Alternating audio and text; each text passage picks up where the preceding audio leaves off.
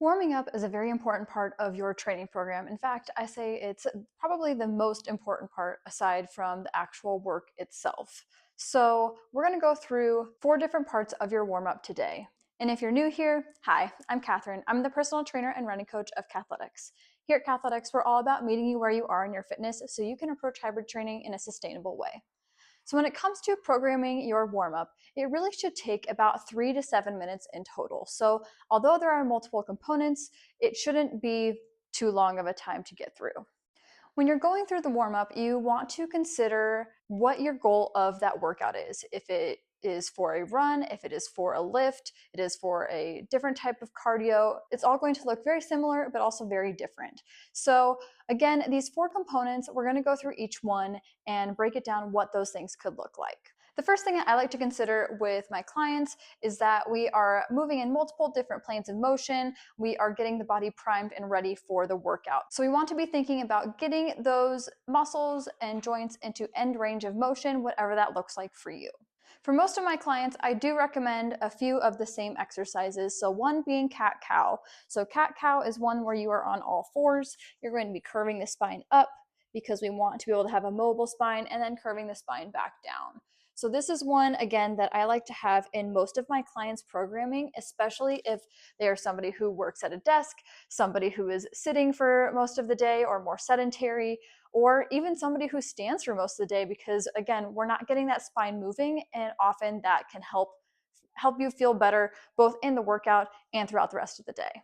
Another one that I like to include in my clients' warm-ups is some form of rotation. So again, rotating at the spine, so thinking about the thoracic spine, it could be thread the needle, so coming through here, rotating up.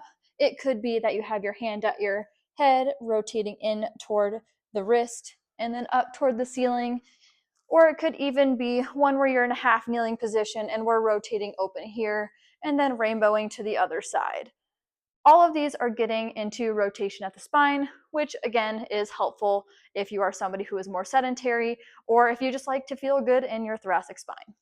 So aside from those 2 types of movements, I would then consider what areas of your body are feeling a little bit more sticky. So that could be in the hips, the knees, the ankles, the shoulders. We're thinking big joints with this type of movement. So something that you could work on, it might be something with the hip flexors, it might be something with the hips, so getting into like a 90-90 position and doing this dynamically, so moving with the movement, or getting into some sort of ankle mobility exercise that is going to encourage more mobility there. Again, these are going to be the sticky areas. So this is going to be number 1 of the puzzle. Number 2, you want to consider the type of movement that you're going to be doing for the day. So if you're doing a lift, you want to consider what is your big main movement. So if you're doing a squat day, a bench press day, or a deadlift day, you want to mimic that movement in some way or the other. Now for some people, they might just be able to hop right into the bar or underneath the bar if it's a deadlift or a squat. But for others, it may feel better to kind of get into that motion, doing a squat walk down, for example. So using the support of the post to come down into that deep squat, and then using your hands and your upper body to support you on the way up. This is going to help encourage getting into that end range of motion, so then you can practice that with more weight on once you're in the workout. Number 3 is going to be including some type of power or plyometric.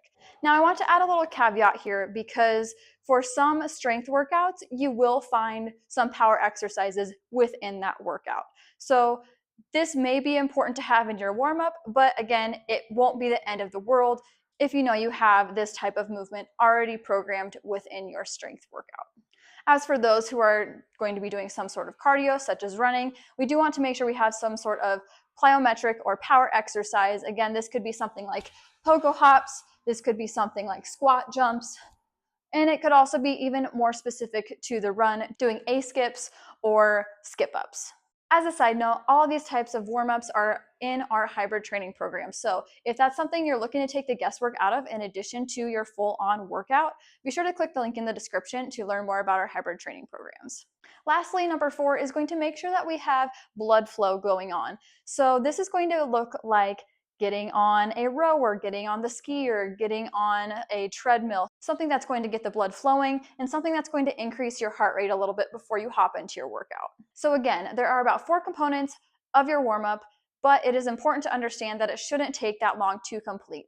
Giving yourself 3 to 7 minutes to get this completed, so saving about 1 to 3 minutes for the actual movements, and then saving about 2 to 5 minutes to hop on a cardio machine or hop outside, get the heart rate going, and get the blood flowing. If you have questions, leave them in the comments below. Otherwise, be sure to like, subscribe, and then we'll see you in the next one.